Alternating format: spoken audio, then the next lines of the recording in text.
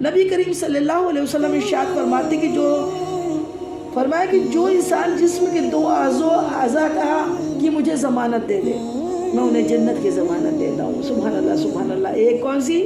جسم کے 2 اعضاء کا حضور پاک نے حکم دیا کہ تم 2 اعضاء کا مجھے 2 اپنے جسم کے اعضاء کی مجھے ضمانت دے دو، گارنٹی دے دو، ضمانت دے دو، میں تمہیں جنت کی ضمانت دیتا ہوں، پھر تمہیں جنت ملے گی. وہ 2 کو کنٹرول کر لو. 2 کی کون سی ہے؟ ایک وہ جو دونوں جبڑوں کے درمیان ہے، دونوں جبڑوں کے درمیان وہ کون ہے؟ زبان. وہ کیا چیز ہے؟ وہ زبان. اور دوسرا جو دونوں رانوں کے درمیان ہے وہ شرمگاہ. تو انسان دونوں پارٹ کی حفاظت ضمانت دے دے، میرے آقا فرماتے ہیں میں انہیں جنت کی ضمانت دیتا ہوں. اس میں بھی کیا خاص بات ہے کہ زبان کو اللہ تعالیٰ نے 2 پردوں میں رکھا ہے. آنکھیں تو ہے نا پھر بھی کھلی ہے، کان بھی کھلے ہوئے ہیں. ان کے اوپر آنکھ تو پردے اللہ تعالیٰ نے دیے، اور نیچی نظروں والوں کو اللہ تعالیٰ نے مرد، اور نیچی نظروں والی عورتوں کو اللہ نے پسند کیا ہے.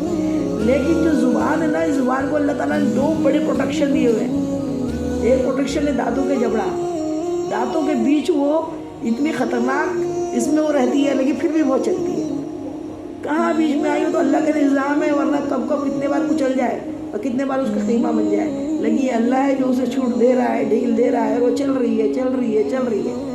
تو اور دوسرا پروٹیکشن اس کا ہونٹوں کا ہے. جب تک ہونٹ نہیں کھلیں گے، پھر دانت نہیں کھلیں گے، پھر زبان نہیں نکلے گی. یہ جو 2 دانت ہے نا، یہ دانتوں کے اندر جو چھپی ہوئی چیز ہے، اس کی ضمانت آقا نے فرما دی.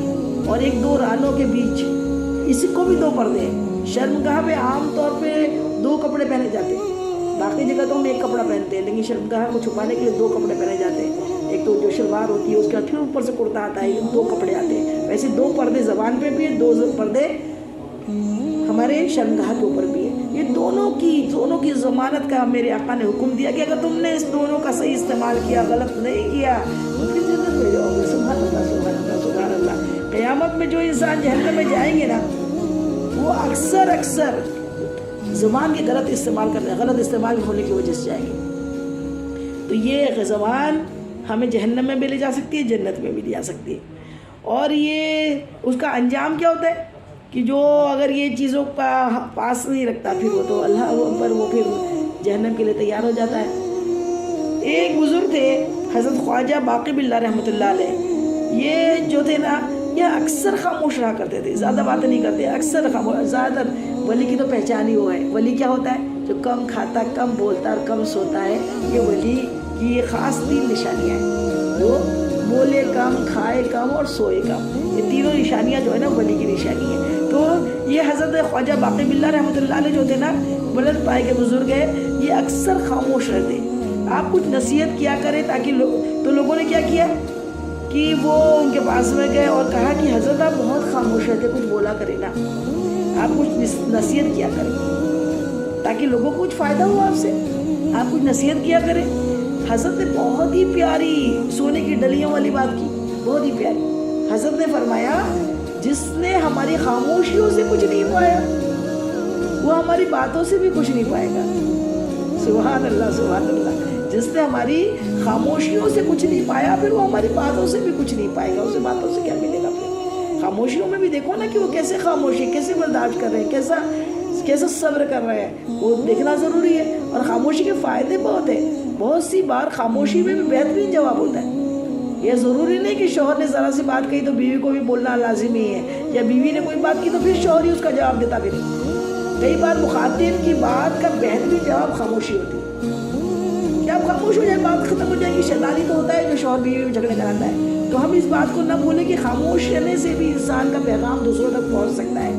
پھر وہ سوچتی ہے کہ آخر بات کیا ہے، میں نے کیا گناہ کری ہوں، میں نے کیا گناہ کیا ہے جو میری بیوی ناراض ہے، میرے سے کیا ہو گیا ہے جو میرا شوہر ناراض ہے. اور وہ سوچ کے پھر اپنے آپ کو صحیح کر لیتا ہے. خاموش رہنے سے جھگڑے بڑھتے نہیں ہیں اور گھر کے ماحول خراب ہوتے نہیں ہیں. تو اسی لیے اس میں غور و تفکر کی بات ہے کہ زبان کی غلطی. اور اس میں کسی عقل مند نے کیا پیاری بات کہی ہے کہ انسان کہہ رہا ہے شور دریا سے سمندر کا سکون. کہہ رہا ہے شور دریا بولتے ہیں کس کو؟ ندی کو. دریا نیل ندی ہے نا. سمندر کا سکوت، کیا خاموشی. کیا کہہ رہی ہے؟ جس کا جتنا ظرف ہے اتنا ہی وہ خاموش ہے. ये उथला जो गड्ढा होता है ना बहुत बकबक करता है।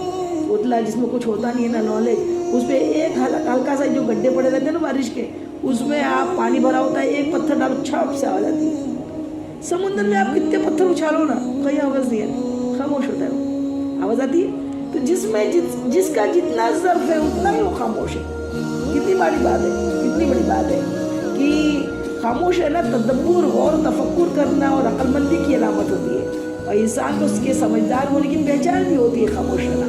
जबकि हर वक्त टर करते रहना ये इंसान की बेवकूफ़ी की अलामत होती है। फिजूल में बकबक करना, फिजूल की बातें मुँह से निकालना, अननेसेसरी टॉक करना बेवजह की, ये क्या होती है? बेवकूफ़ लोगों की निशानी है। याद रखिएगा, ज़बान की गलती और बहकना पाँव की फिसलन और बहकने से भी ज़्यादा खतरनाक है। ज़बान की गलती और बहकना, क्या बात बोल रहे हैं?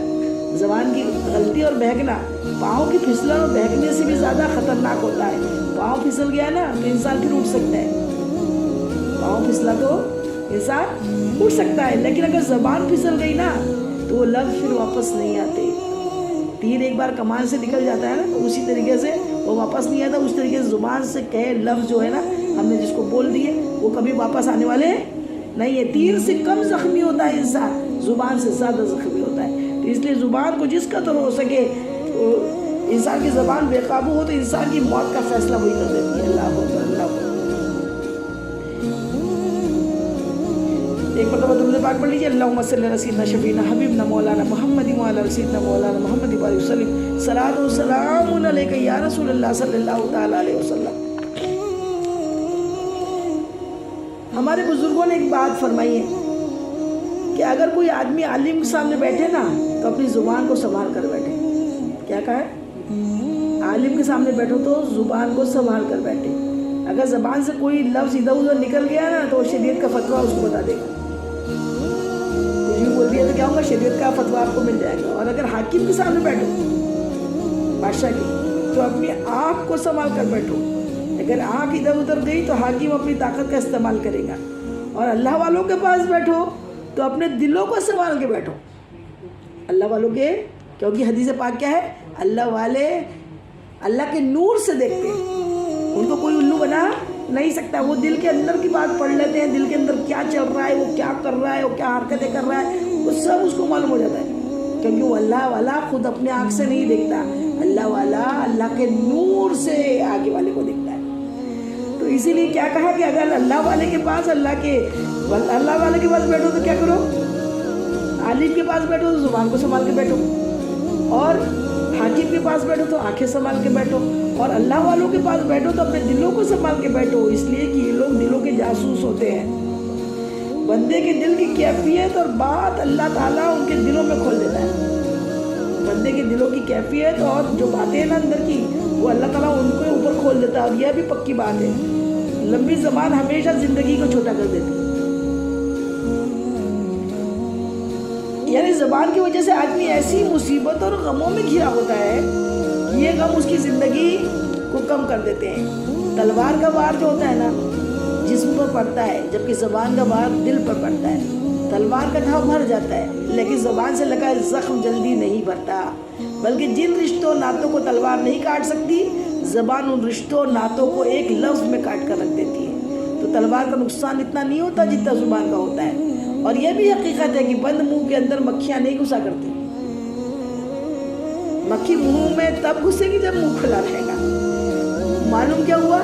इंसान से गलती और कोताही तभी होगी जब ज़बान खुलेगी। ज़बान ही नहीं खुलेगी तो क्या गलती हो रही? इसलिए हमें चाहिए कि हम बात सुना ज़्यादा करें। अल्लाह ने सुनने के लिए 2 कान दिए और बोलने के लिए 1 ज़ुबान दी, इसीलिए जो 2 दिए उसका ज़्यादा काम करें। ज़िंदगी की जो बुनियाद है ना, हमारा फाउंडेशन ज़िंदगी का, वो क्या करे? उसको सच पर रखे हमेशा, सच पे। और सच क्या बड़ी चीज़ है?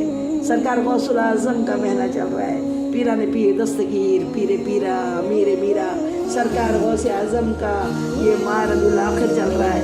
ये इतने मरतबा हमने सुना है, फिर भी जी चाहता है कि सुनते ही जाए। मुझको तो सबसे अच्छा यही वाला आपका ये जो करामत है आपसे सादिर हुई कि आप तो मादरजात माँ पेट से वली थे। अल्हम्दुलिल्लाह सुभानअल्लाह, वली हैं आप सरकार गौसे आज़म। और आपकी ये जो करामात है सबसे शानदार है कि जब आप इल्म हासिल करने के लिए बगदाद शरीफ जा रहे थे तो रास्ते में जाने के पहले आपकी वालिदा माजिदा उम्मुल खैर फातिमा ने आपको 40 दिरहम दिए और वो आपकी सदरी में सीकर दे दिए कि वो जो रास्ता था वो कोई प्लेन का रास्ता नहीं था, कोई ट्रेन का या बस का रास्ता नहीं था। वो रास्ता तो क्या था, ये रास्तों में रहजन मिल जाते थे, काफिले को लूट लेते थे। इसलिए वालिदा माजिदा ने आप पे जो 40 दिरहम देना वो उसको अंदर की आपकी सदरी में वो सी दिए थे और कहा था, और इसलिए सी दिए थे कि वो महफूज रहे कि डाकुओं के हाथ न लगे। रास्ते में ये हुआ सब जानते हैं, लेकिन फिर आपको रिपीट करके बता रही हूँ, बड़ा अच्छा लगता है मुझको। उससे कई बार हर मर्तबा नए नए उससे नुक्ते मिलते हैं। तो आप जब जाने लगे तो आपकी वालिदा के आपने दस्तबोसी की, आपके हाथ चूमे अपनी वालिदा की और फिर कहा कि वालिदा मुझे मेरी अम्मी जान मुझे नसीहत कीजिए। आपकी वालिदा ने निकलते निकलते बस इतना कहा है, अब्दुल कादिर अब तो हशर के दिन मुलाकात होगी और ए मेरे बेटे बस एक नसीहत है, इस पर हमेशा अमल करना कि सच का साथ कभी ना छूटे, सच का साथ कभी ना छूटे, इस पर तुम अमल करना, हमेशा याद रखना मेरी नसीहत को। अब आप निकल गए, रास्ते में काफिले में थे, काफिले को पूरा डाकुओं ने लूट लिया, सबको लूटा, इनके पास कुछ मिला ही नहीं, क्योंकि आपकी अम्मी ने तो वो अंदर सी दिए थे तो दिख नहीं रहे थे दिरहम। अब जब सारों को लूट के डाकू जाने लगे तो एक डाकू ने मेरे गौस से पूछा अब्दुल कादिर जिलानी से कि ए बच्चे तुम्हारे पास भी कुछ है? तो आपको ने जैसी ये बात सुनी तो फौरन कहा हाँ है ना। कहा क्या है? कहा मेरे पास भी 40 दिरहम है। कहा 40 अशरफिया कहाँ है? कहा मेरी इस कपड़े में मेरी अम्मी ने सी के दिए है। उसने अपने डाकुओं के सरदार को आवाज़ लगाई, सरदार ये बच्चा कहता है इसके पास 40 दिरहम है। तो डाकू ने कहा उसे मेरे पास लेकर आओ। सरदार के पास जब पहुंचे तो कहा कि कहाँ है? तो कहा ये सदरी में मेरे छुपे सिले हुए हैं। सदरी जैसे फाड़ी तो 40 दिरहम 40 अशरफियाँ उसमें से बरामद हुई। डाकू ने वो देख के डाकू के सरदार में एक ख्याल आया, आप तो मदरजात वली थे, बोलते हैं ना कि आपको करामात तो आपकी बचपन से चल रही थी। सुभान अल्लाह, अल्लाह ने आपको ऐसी ताकत अता की हुई थी। आपके सच बोलने का इतना शानदार ये वाक़या है कि हमेशा अपने बच्चों को सुनाने को जी चाहता है कि देखो सच की ताकत क्या होती है। कि आपने सच कहा कि है। तो उस डाकू ने कहा कि ए बेटे लड़के ज़रा ये बताओ कि ये तो छुपे हुए थे, हमें तो दिखे भी नहीं रहे थे, नजर भी नहीं आ रहे थे, फिर ऐसी क्या बात थी जो तुमने सच कहा कि तुम इतने भी छोटे नहीं हो कि तुम्हें मालूम नहीं है हम डाकू है? मालूम है डाकू है, लुटेरे हैं, लूट लेंगे, अगर मालूम हो जाएगा तो ये हमें छोड़ेंगे नहीं, ये तो ले जा लेंगे पूरा पैसा। तो फिर क्यों बताया? कहा कि ये पैसा तो क्या और ये जान तो क्या, मैंने अपनी वालिदा से अपनी अम्मी से वादा किया है। मेरी वालिदा ने निकलते वक्त मुझसे ये नसीहत की कि सच का साथ न छूटे, अब्दुल कादिर सच का साथ न छूटे। तो फिर इतनी सी चीज़ के लिए मैं सच का साथ छोड़ देता, इसीलिए मैंने ये बताना ही सही समझा। सुभान अल्लाह, सुभान अल्लाह। जैसे ये बात सुनना था, ये बात मेरे गौसे आजम की जुबान से निकली थी। डाकुओं का जो सरदार था दहाड़े मार मार कर रोने लगा, कहने लगा ये बच्चे तो छोटा है, उसके बावजूद तुझे अपनी माँ से किया वादा तुझे याद है, लेकिन हम कैसे हैं जो अल्लाह से अहद करके आए, अल्लाह के बंदे बनकर आए और हम झूठ, अल्लाह फरमाना झूठ नहीं बोलो, हम झूठ बोल रहे हैं, लोगों का माल चोरी कर रहे हैं, लोगों का कत्ल कर रहे हैं, ये इतनी कारगजारी हम कर रहे हैं, तो हमें क्यों, हम कितने बड़े गुनहगार हैं। ये क्या है कि वो मेरे गौस के कदमों में गिर गया और कहने लगा कि ए बच्चे, आज से मैं कसम खाता हूँ कि आज से काम बंद कर रहा हूँ, मैं आज से काम नहीं करूँगा।